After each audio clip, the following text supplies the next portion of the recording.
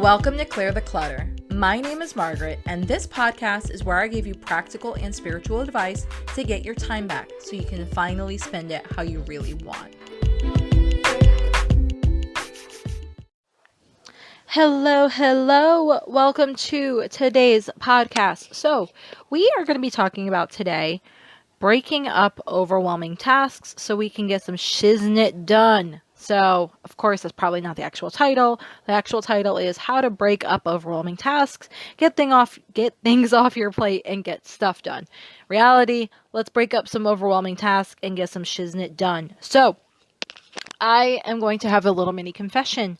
I talked about it in the first episode, but I hate minutia. So to me, overwhelming tasks and feeling like I have this never-ending to-do list that is just epic and probably taller than me, that to me is minutia, because it is a bunch of clutter that is just taking up unnecessary time in my life when I could be doing things that I want to do, like recording this podcast, spending time with my friends, reading a really amazing romance novel, spending time with the hubs, spending time with the fur babies. You get the point. Like Netflixing and chilling. Oh my God, most favorite thing ever. I will talk a little too much about Netflix and chilling in this podcast, but that's okay, because that is a point of all of this. I'm not saying that the point of all of our lives is to do fluffy things, but I'm saying the point of our life is to do a lot of things that we enjoy, and to get there, we need to clear off some of the things that we don't enjoy. So this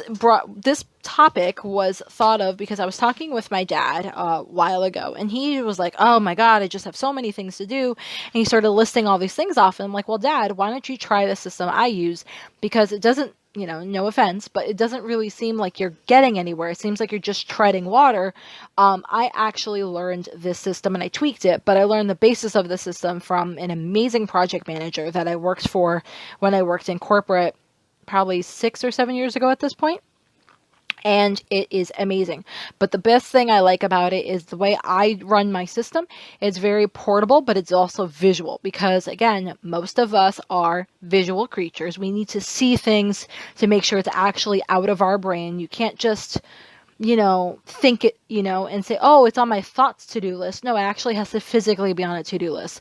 But I used to create these to-do lists on awesome journals or paper and things like that. And I will talk about some journals and other tools I recommend later on.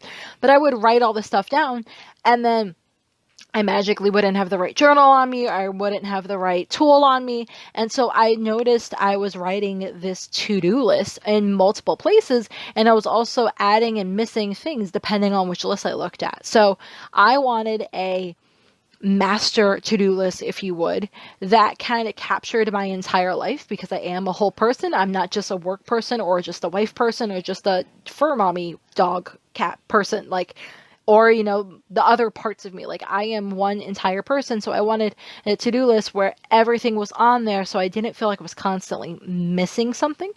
And again, I wanted something that was super portable. So let's go ahead and dive into this. So I will say this first as a caveat: when you start to write out your to-do list, regardless of how big it is or how small it is, don't judge yourself. And I say that because when I started this process of creating my to-do list, it was like 80, 90, 100 plus lines of action things to do. Go take out the mail, go to the post office, go do this, take the dogs to the vet, yada, yada, step after step after step after step. And it was just, do this at work, do this at home, don't forget to return that, don't forget to buy this. It was genuinely overwhelming. And when I got it all out of my head, I was like, well, holy crap, no wonder why my brain was so frazzled. How am I expecting myself to remember 100 plus different things and actually get any of them done? So the big reveal as to how I keep it portable is I put everything in Evernote. Now, of course, you've heard in the intro that all of the resources are at the website, margaretstevens.co. So don't worry about trying to write anything down. All of it's going to be there, and all the steps will be there as well. So a couple, maybe 5 years ago at this point, Ben, my husband, got me a subscription to Evernote because I was using it so much and I was transitioning us from a physical life to more of a digital backup life at that point. It wasn't like mainly digital. And I started using it, especially when I could use it on my phone. I'm like, wow, this is really easy. So what I did, which is basically step one, I wrote it all down. I created a pinned note in Evernote. It's one of the little starred items up there. So if you look at Evernote, you'll see what I mean. So basically, it's one of the things that, like, whether you're on your phone or on your computer, it's one of the top pinned things that you get to see all the time. So I created a pinned note called TDL, to-do list, because again, writing out to-do list was apparently too much work, and I wrote it all down. And I continue to use that method till this day. So I don't want you to confuse a to-do list and a marketing plan or something like that. They are two separate things. So I would write in my to-do list because part of my job is marketing on a daily basis. So I would write on my to-do list, create this marketing thing, run this marketing widget, create this sales funnel, create this sale for the month, create yada, yada, yada. And then I have a separate calendar, which is the Danielle Laporte planner, which I am obsessed with. And that is where I write stuff out on the days. So if I'm creating a marketing funnel, for example, or I'm working on stuff for my job, I can actually write out in pencil and plan, okay, I want this to go here and this to go here and this to go here. Now, you don't have to use the Danielle Laporte planner. I just use it because to me, it is the easiest thing. She has a couple different versions. She has a digital, she has a physical, and then she has a physical one that doesn't have dates in it, which I love that. But it also, if you used it on the daily basis as well, it's a good way to kind of check your priorities. So yes, you may have this massive to-do list, but she has really good prompts and questions in her journals and in her planners to ask you, like, what are your top priorities? Did you take care of your body today? What did you say no to? What lit you up? What are you grateful for? So little things like that, where it's kind of nice to have a planner and a journal at the same time. She is the best for that. But like I said, I get everything, any task I have to do, I get it out of my head. I write it in my TDL pinned file in Evernote. And then the next thing that I do, so step number 2, is I like to group like tasks. So if you want to visually see how I structure everything, I have at the website, margaretstevens.co, I have an example of a to-do list. I call it, let me get the actual verbiage, Ultimate Brain Dump Template. So it's near the bottom of this post, and you can actually see a dummy template of how I write everything out and how I also group things, and then it'll make more sense going forward for the rest of the steps. So grouping tasks. Once you've gotten everything out of your brain, and I like to say, write it all down, wait 20 minutes, and you'll have to write some more stuff down because you'll be like, oh, I forgot this, and this. So again, no judging when you're actually writing the stuff down. But once you've gotten it all out of your head and you're good for at least the moment, if not the day, then I want you to start grouping like tasks. So like tasks are going to be things that you are going to be doing this week versus things you will be doing next week.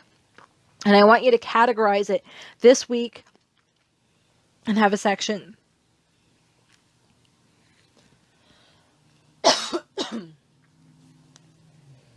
Sorry about that. Didn't want to cough in your ear. And then next week and have that be its own section so that you can see it. The entire point is you're being very clear on what are your obligations. So yes, you may have a lot of obligations, but maybe they're over the next 4 weeks. So maybe it's not all the obligations that you have to do today. Maybe it's 20 items this week, 25 the next week, 32 the next week, and 10 after that. I want you to physically see it, and I want you to group them. And then in regards to grouping those tasks, I also want you to start focusing on grouping like action items. Excuse me while I drink some water so I don't cough in your guys' ear again. So grouping like action items.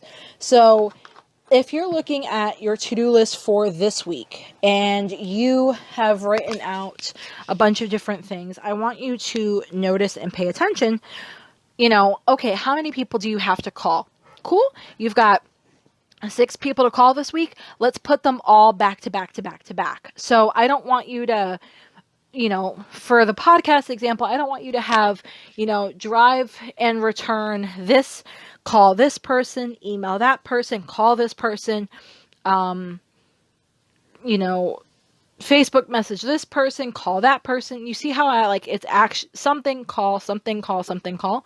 So what I'd want you to do is once you've grouped everything that has to get accomplished this week, I want you to group all the things that are the same action. So if you have to call a bunch of people, like let that be the action item of what you're actually doing. So I would write, call Bobby about insurance policy, call Bright House about this, call Spectrum about that, call mortgage about yada yada, call blah da da da da. So my first thing that I can see in that column is call, call, call, call, call, call, call. And then I will do the same thing with email. So email about this, email about that, email respond this, email respond that, email this over, email that over, yada, yada, yada. And then from there, I will have a section of drive. So drive and return this, drive and pick up that, drive and do this, drive and do that, drive, drive, drive, drive, drive. And I want you to group all of them with the action item of what you actually have to do. So you're going to either pretty much for the most part drive somewhere, email someone, call someone, or, whatever other action item I'm missing off the top of my head. But I want you to group them because when you're looking at your to-do list throughout the week, it's a lot easier to go ahead and group your tasks versus doing them sporadically. You'll feel like you get things done. You'll feel more accomplished. And it's also easier on your brain because if you're in call mode, for example, you're like, okay, I've got 30 minutes. I'm going to call as many people as I can on my to-do list. Well, your brain's already in call mode. So your brain is going to be like, okay, well, let's call this person. And then let's call this person, and then let's call this person, and then let's call this person, and then cool, my time's done. I got 4 people off of my to-do list. Awesome. Versus call this person, email this person, drive here. Man, I don't feel like I accomplished anything. So it's the switching from task to task to task that can really screw us up. So I want you to avoid that by grouping your tasks in your to-do list. So enough about badgering about grouping your tasks. Step 3 is, if it is date appropriate, put a date with them. So I like to put my dates in Google Calendar because Ben, the hubby, and I share Google Calendars. And I also like to put them in my Desire Map calendar. So I like to do, so because I use 2 different calendars, that could be a little either overwhelming or confusing, but I use them for 2 drastically different things. And again, like I said, part of my job is to market things. So I like to, in my Desire Map planner, I like to market and physically write things out of how I want my marketing content to go out because it makes more sense to me. I need to write it, I need to see it, versus my Google Calendar is where I need to be at a certain time. So if Ben and I have a lunch date with a friend, I put it on the Google Calendar. And the other reason why I like to put the places I need to be on my Google Calendar is because I like to physically show that I am taking up space. Before in the past, what I would do is I would go ahead and commit, or Ben would commit to a bunch of different things. And then he would talk to me and I would talk to him. And I'm like, okay, cool. It's Sunday. We got the day off, yada, yada.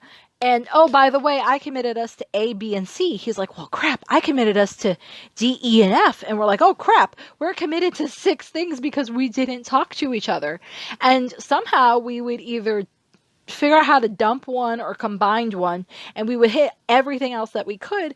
But it was such a stressful day. And we're like, oh, my God, we didn't feel like we accomplished anything. We didn't feel like we gave anyone attention. We just felt like we were running from place to place to place. So what we started doing is the first thing out of either of our mouths is let me check my calendar. So for me, it's let me check my calendar. For Ben, it's like let me ask Maggie and check our calendar.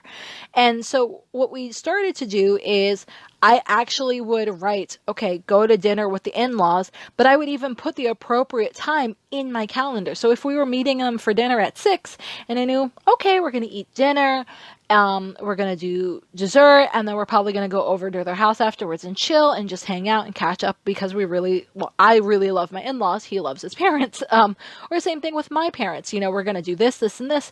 And I'm like, we're probably going to leave their place around, let's say 9:30. So I would put in my calendar dinner with in-laws from 6 to 9:30. So I was consciously and declaring not only to myself or to Ben, but also to the universe, like, hey, I am unavailable for anything other than spending time with my in-laws. Or same thing with going out with friends. Hey, I'm unavailable to do anything else other than spend time with my friends between this time and this time. And when I started doing that, I also started to realize how long things physically take, because that is a fault of mine. I don't think that things take as long as they actually take. So if I have a timer and I put a timer on something, I'll get a lot of stuff done. But if I am trying to, let's say a project, so a fence. So I was putting up a fence with the hubby a couple weeks ago. I was like, oh, it should only take like 3 hours. Reality, it took like 6, but it was because we also had to take a break. We had to go back to Home Depot. We had to get this and that because we didn't realize we needed more of one thing versus the other. So if I had not put in my calendar, it's probably going to take longer than what I'm expecting. Let me block out the whole day for just the fence so we can start the project and complete it before we stop the project. And then we'll do, we'll cook dinner at home that night and watch a Red Box. So because I already planned it out on my calendar, I was like, okay, I am unavailable to go hang out with friends. I am unavailable to do lunch. I am unavailable to even record the podcast at that point because I am already committing my time to A, B, C, D, and E, or A, B, and C, which was fence, Home Depot, and then dinner and a Red Box. So that is why I like to not only get everything out of my head, but some things, they just need to get done within that week, and that's why they're grouped under that week. But other things are very time sensitive, and I want you to consciously put them on a calendar, and that's also why I have them in 2 separate things, because your to-do list and your calendar are 2 separate things. One of them is a list of tasks you need to do. The other one is a list of places you need to be. And majority of the time, they don't really overlap. So it's also a really great way to say no to things you don't have time for, not overbook yourself, be very present with the people you have booked yourself for. There's a lot of really great, stability and knowing, okay, I'm not going to be running around on the weekend like a nut job because I didn't plan my time accordingly.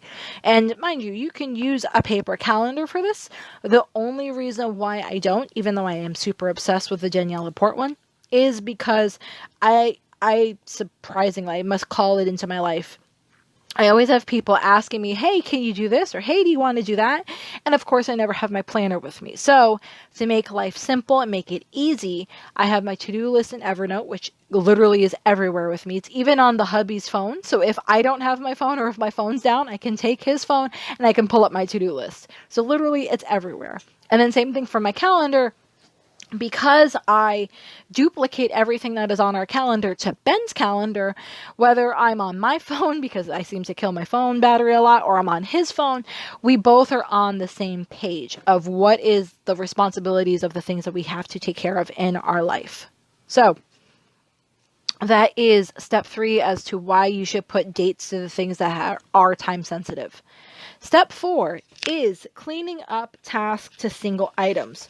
So what does that mean? Because that probably is not the clearest thing. So what that means is if I'm going to use an example of a package. If you write down mail package to Amazon, but I'm butchering this. Okay, let me focus. So if you write down mail package to Amazon, but you have to break down the lamp, you have to bag it back up, then you have to tape it, then you have to print the return label, and then you can mail the box to Amazon. That needs to be kind of one task, and hear me out into regards to that. So you could very well, and in the past I have done this, I have written down, break down lamp, and then, from there, wrap it in bubble wrap and put it in box and print out label and then mail to Amazon. When in reality, that's all one task. For you to start and stop and complete something, you have to break down the lamp, put it in the box, print out the label, and then ship it. So where other people will recommend break it out. I don't, because that gives you a sense of like taking everything that you have to do and then it's like tripling it almost. So it doesn't help you get things done. So if you have a day where you have to do a lot of returns, well, you obviously know that you have to break down the lamp and put it in the box and print out the labels and then put it on the front porch for the delivery person to pick it up to ship it back to Amazon. Why not have a category of process returns, and you know, hey, to process a return, I need to do A, B, C, D, and E. So sometimes if I need to like get it really out of my head, I will go ahead and write out all of the steps. But again, I will write out all of the steps. I will put it all on one to-do list line. And then from there, what I'll do is I will actually do a little break in between each step. So I'll do that little backward slash and I'll write, break down lamp slash, put in box slash, put bubble wrap in slash, print out return label slash, put out front for post office person to pick up. And then that's the entire task. So I'm seeing the whole project from start to finish, but I don't have it as 4 different steps, if that makes sense. So the caveat to that is when it is a small item like that, make it one line. If it is an entire project, so let's say you are redoing your bathroom, you cannot put that all on one line. But you could say, okay, I'm going to write out all on one line the things I need to buy at Home Depot, or maybe you make it a subcategory. Or I need to, email my bathroom tile selections to the contractor. Little things like that you can make one line. But if it's a big project, like, again, redoing your bathroom or redoing your kitchen, something like that, every step should be written out. So, step 5, I've alluded to it a lot, and it is use action words. So you heard me talk about call this person, drive here, email here. So when I say process returns, when I say action words, it doesn't actually have to be the literal action word, like this is an action word, this is a verb, this is a blah, this is a noun. Like, it doesn't have to be that literal, but I want you to be able to see what steps you have to do, and then that's why you also group them so that you can go ahead and understand, okay, well, I need to email all of these people. So that is physically telling you what you should be doing. It's not a assumption of, oh, I probably should be doing this, and oh, I probably should be doing that. It's not leaving anything up for interpretation. It's telling you, hey, I have, out of the next 30 things I have to do this week, and I'm just, again, making up a number, I have 15 people I need to call. I probably should set up a day or maybe an afternoon where I call all of these people back to back to back to back to back, because that's literally half of my list. I could get half of my to-do list done this week just by setting up an afternoon to call people. Holy shiznit. So when you use those action words, you're actually going to be way more productive because you know, again, what to do. You're not saying talk to Bright House or call, ask Bright House about Bill, or about the bill. You're going to go, hey, call Bright House, ask about Bill. Call vet, make vet appointment. Call pharmacy, reorder prescription. Like, you're going to know what you have to do. And then if you're doing this in spurts, when you're actually working your to-do list, say you're doing this in little spurts, say you're doing it in 15-minute lunch break, or not lunch breaks, 15-minute breaks, or 30-minute lunch breaks, or maybe your hour lunch, you can look at your call tasks, for using this example, and you could go, well, calling and making an appointment at the vet is going to be relatively fast, and calling the prescription in is going to be relatively fast. Calling the contractor and talking about paint colors, that's not going to be fast. So let me knock out all of the fast ones first, and then I can leave the heavier ones or the more time-consuming ones for maybe the next day, or it takes a whole lunch on its own. So again, you're really clearing things off of your to-do list, but you're clearing it in a manner where you can get a small win every single time. And using those action words just makes it easier to group everything. So, again, I alluded to it already, but step number 6 is blitz out the tasks that have the same actions. So, going and making a call day. I like to use because the days I have off are on Mondays and Sundays. So, I like to use my Mondays, for the most part, I like to use my Mondays as my day to do all of my phone calls. And I like to do it in the afternoons because, to me, that is the easiest thing to do. I'm already having a day off during the week. I want to enjoy my mornings. Maybe that means we go out and we have breakfast, or we cook breakfast together, or we sleep in, or we spend family time, whatever the scenario is.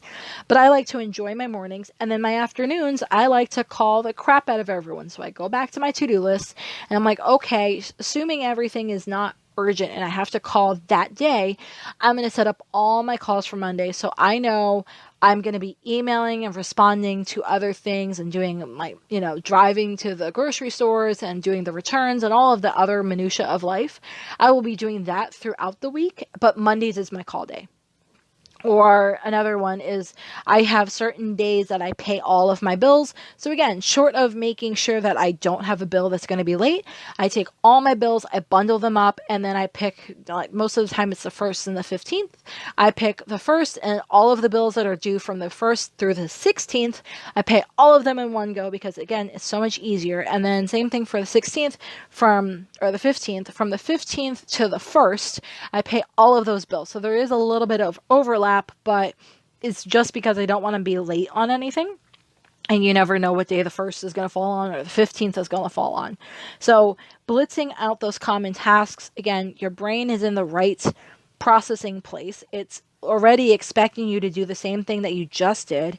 You get to get some things off your plate, get them done, and it gives you small or sometimes big wins depending on what you get to blitz out. So with that being said, step number 7 is carrying over uncompleted tasks to the next day or the next week, depends on what you're looking at. So that might be scary. But again, when I told you to write everything out of your brain, I genuinely meant everything. So if you have a bazillion unfinished projects, again, sometimes it makes more sense to go ahead and instead of writing all in one sentence, like if you're doing a renovation on your bathroom, put bathroom renovation and then underneath put the subsections of what that means.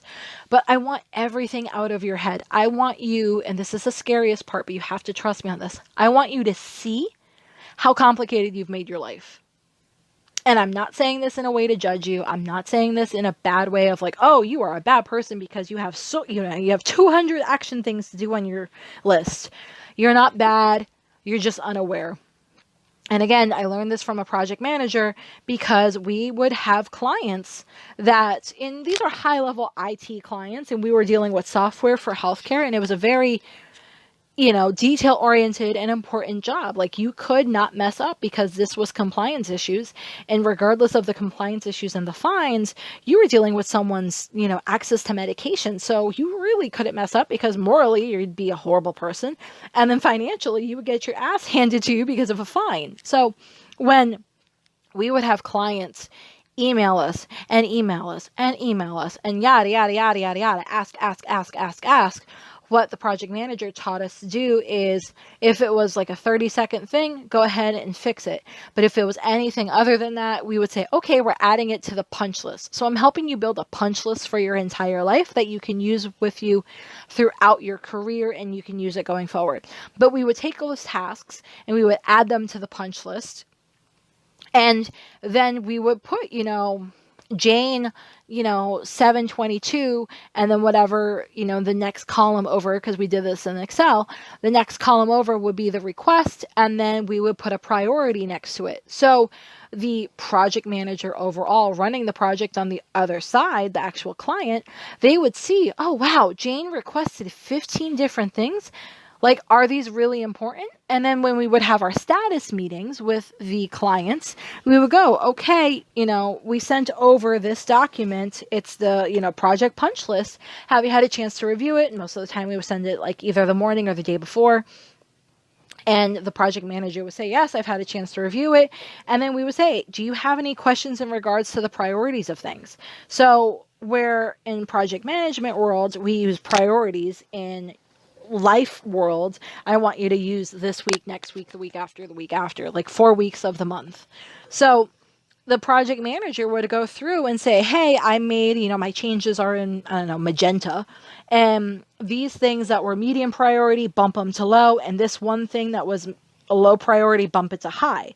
So you actually got to see what was on your plate, what is going to be taking up your time, what you're expected to do, what you're expected to handle. And then over time, this is not something where in like project management world you have this crazy punch list and it just goes on what feels like forever. In personal world, this punch list will get smaller over time.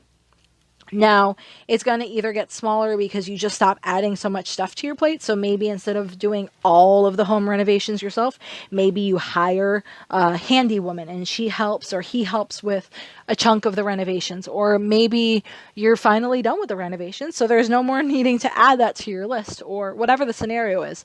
You know, the to-do list over time will start to shrink, but the only way you'll actually get this stuff done and actually get it off your plate is if you are aware of what you're expecting out of yourself. And the other part of this too is when in regards to expecting this out of yourself, this is a way for you to be like, wow, I was beating myself up, but like I have, I think I want to say my dad, when I had him do this exercise, he had 2 legal pad pages full of things that he needed to take care of, and he wasn't even finished. He's like, I just stopped at the 2 pages because I felt overwhelmed. I'm like, well, I understand, but that is the entire point of the exercise. You can't expect yourself to get 2 legal pad pages worth of stuff done in one single day. It's physically impossible. You're not 3 people. You're not 4 people. You're 1 person. So why don't we focus on the things that are the most important for that day or for that week? And why don't we carry over the stuff that we know we can't do until next week anyway? Why don't we carry it over and get it out of our heads so that we're not like, oh, don't forget, mail the package next week. Don't forget, mail the package next week.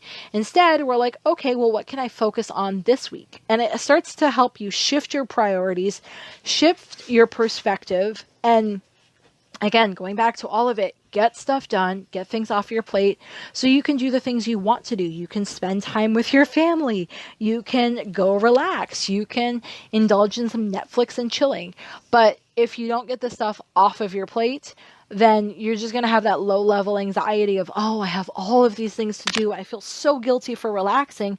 Well, I understand, And that's where it even goes back into that calendar. You can say, hey, I may have 200 items on my to-do list, but Sundays are going to be my family fun day. And I'm not going to quibble on that. I'm going to spend the day with my family. We're going to have breakfast together. We're going to go here, here, and here. We're going to do date night and we're going to watch a movie together or whatever the scenario is. Like, that needs to be a part of your life too. That needs to be on your to-do list. That needs to be on your calendar, because the point of all of this is not to just work yourself until the day you die. The point is to go ahead and get the clutter, get the minutia, get the bullcrap out of the way so you can really do what you want to do. So, sorry for the hiccups. I hope you found this episode helpful. Again, do not worry about trying to write all of this down. All of it is over at the blog at margaretstevens.co. The checklist is there of the 7 steps, the resources I mentioned. If you want to check out Danielle Laporte's website and check out the planner that I recommend, it is linked in the show notes. The Ultimate Brain Dump is linked in the show notes. If you haven't used Evernote and you're interested in trying it, I have a link again in the show notes for you. So I try to make this as easy as possible. The entire point of the podcast is to listen and learn. And then when you have the chance, write it down on your to-do list and then go back and implement the things when it's a more appropriate time. Because majority of the time, I'm going to be honest, when I'm listening to a podcast, I'm in my car driving. I do not want you trying to write this stuff down while you're driving. Put your hands on the wheels instead. Or I'm cooking. I don't want you trying to write this down while you're cooking. That's the beauty of audio. You get to listen to it when your hands are busy, but your mind is empty. And you can, again, go back, use the resources, and learn the things you need to and implement the things you need to at a later time. But at least you got everything in your head first. So I hope you enjoyed this episode, and I can't wait to see you on the next one.